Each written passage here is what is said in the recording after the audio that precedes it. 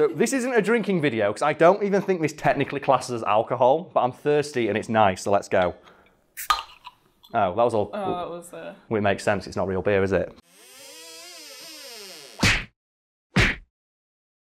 In the ancient world, denizens of Sparta were respected across Greece for their prowess on the battlefield, masterful use of sarcasm, and love of really big shields. A lesser-known fact about the Spartans, though, is that they harboured a deep respect for the last group you'd think a group of hardened warrior badasses would even give a shit about: the elderly.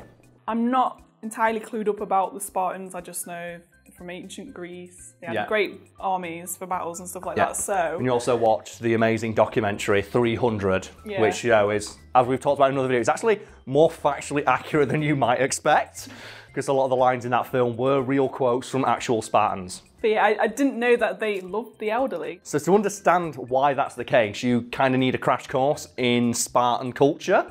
And you may be familiar with the old story about Spartans, that they would take babies and throw them off cliffs. Are you familiar with that at all? Yeah. Yeah, that's not a true story. There is no archaeological evidence to back it up. So it's just a myth then? Yeah, it's believed to have been propaganda spread about the Spartans by other places in Greece as a way of painting them as barbaric shitheads. They were, however, kind of mean to babies, we'll get to in a moment. But before we move on, we absolutely 100% have to address that amazing edit some large donged hero on the internet did of, is it Rafiki? Yeah. When he holds Simba? Yeah, and they edited it so he's just like Rory delapping him off the edge. And then you get all the others like, yeah, Mufasa's son's dead.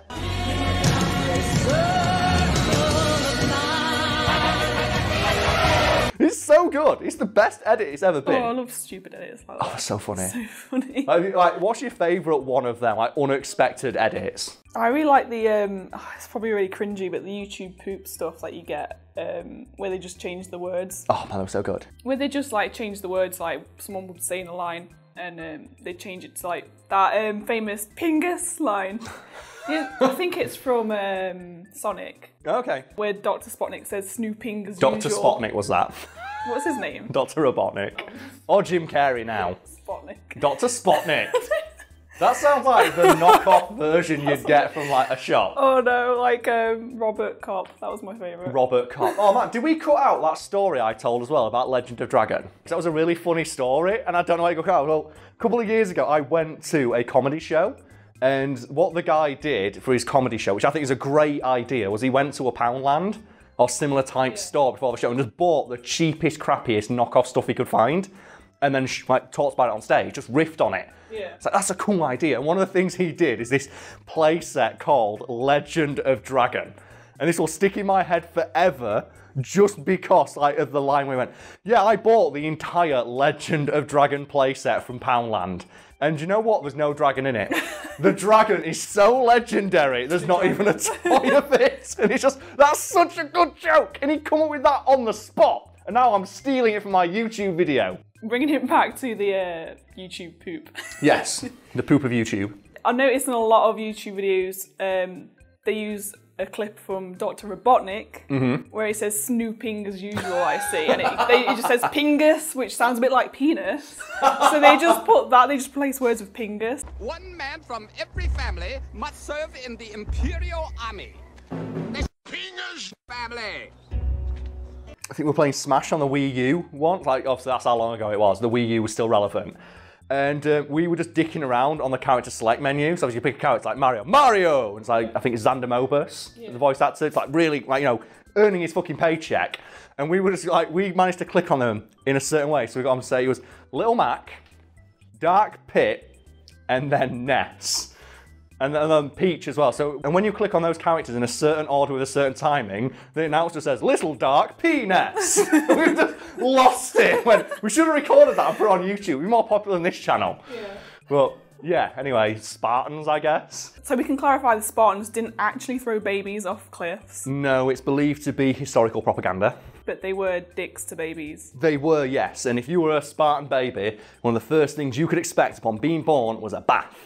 That doesn't sound so, like, too bad, does it? Like, a lot of people bathe their babies. Yeah. Yeah, but Spartans didn't bathe their babies in water. They bathed them in wine. So what they do is they get a newborn baby and just put it in a bowl of wine. and submerge it in the wine to test its constitution, and presumably to make sure the baby could hold its booze. And similarly, Spartan mothers did... Start them early. Get him in. Start putting a shift in, like, look at that. He's 4 minutes old and he's already down in a pint. Get Jaeger bombs in. Get Jaeger bombs in. And Spartan mothers similarly did not believe in swaddling or holding their babies, and would just leave them like on the floor for the elements, again, to improve their constitution. A bit like what they do on The Sims. Yeah, Just kind of put the baby on the floor. Just leave it there. Oh, one of my favourite images on the internet, which is like, I think it's a lady in McDonald's or something, just getting a drink, and she just put a baby on the floor. It's difficult to look after a baby, but yeah, Spartan mothers did not believe in swaddling babies. They left them exposed to the elements under the belief that it would make them stronger and better warriors. And so you can argue against that fact all you want, but like, the Spartan reputation for warfare spoke for itself and was renowned across the ancient world, and nobody fucked with the Spartans ever. And we talked about the famous story. It's like Philip of Macedon sent an envoy to the Spartans. And there's a story we already told in another video about Spartans, but I don't think you're familiar with this. No, I'm not sure, no. So Philip of Macedon sent an envoy to the Spartans when he was in the middle of conquering all of ancient Greece. That simply said, if I come to Sparta, I will raise it to the ground. To which the Spartan king at the time responded, if. Yeah, that's a fucking badass line. And Philip of Macedon was a bit pissed off about this, and he sent another envoy, said, would you rather I came to your lands as an enemy or a friend? To which the Spartan king at the time responded simply, neither. Philip of Macedon opted not to invade Sparta. It's like when you get a message and you send someone a paragraph and they just reply, okay. I'm so bad for that, I'm really sorry. Okay, so before we go on to another tangent. Yes. Spartans, basically warriors. Yeah, they were warriors effectively from birth, because their training officially began at age 7. But even before then, they would be taught the ways of Spartan life, even as babies, by getting dunked in wine and just left out in the open. But a male Spartan's military training began at age 7 and didn't end till they were 60 years of age. At which point they were granted a bevy of perks, which included, but was not limited to, the undying respect and loyalty of every man younger than him.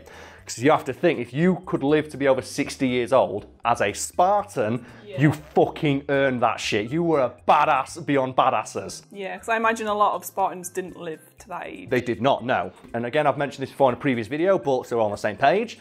But ancient Spartans were so dedicated to their lives as warriors that the only way in ancient Spartan culture to earn the right to have your name written on your headstone, so to be remembered after death, was to fall in battle.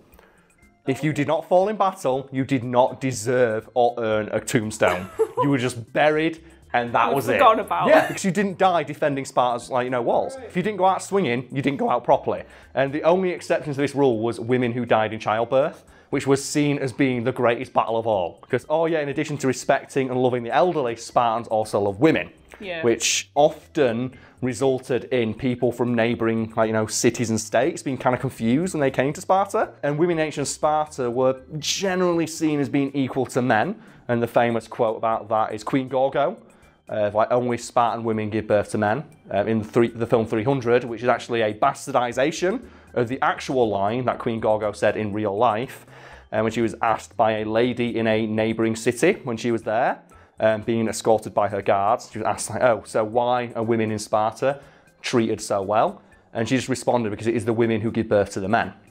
So it wasn't specifically about Spartan women, it was just about all women. Yeah. All women deserve respect and to be treated as equals, because without us, there are no men. Okay, so Spartans would fight until they were 60 years old. Yeah, at which point they could retire from military service, but a lot of Spartan men opted to fight even beyond that. And if there was a war or a battle, many men over 60 would, pick up their shield and once again march into battle to earn that sweet, sweet tombstone. And the Spartans, they were renowned, across the ancient world for their, prowess in battle, but also their respect for the elderly. As I mentioned earlier, it was often confusing for people from neighbouring cities and states to come to Sparta and see how well the elderly were treated, when they generally weren't treated all that well elsewhere in ancient Greece. And there's even a nod to this in God of War, of all things, in the 2018 remake, where they're talking about Valhalla, obviously the Norse afterlife, and Kratos just asks, so who gets sent to hell and not Valhalla? He says, oh, you know, people who died of infirmity, the elderly. And Kratos just responds with incredulity, it's dishonourable to grow old. Because obviously in Spartan culture, growing old is the most badass thing you can do because it means you, like, you know, survived. Well, I'm going to assume you've got some stories for me for an example. Yes, because this is Fact Fiend, we always have stories. And my favourite story comes from an Olympic event. I don't recall the exact details of it, but the story is as follows. An old-ass, doddering man wandering around these stands looking for a seat, and he goes to the Athenian ones, gets, like, laughed, jeered, booed, people throw, like, food at him, like, well, fuck off. And this happens with every single, like, one of the stands that he goes to, just looking for a seat, until he approaches the Spartan stands. And did they all stand up? That's exactly what happened, yes. The story says, like, all the people there were thinking, well, of course, the Spartans, those guys are dickheads. They're going to make fun of him even more than we did.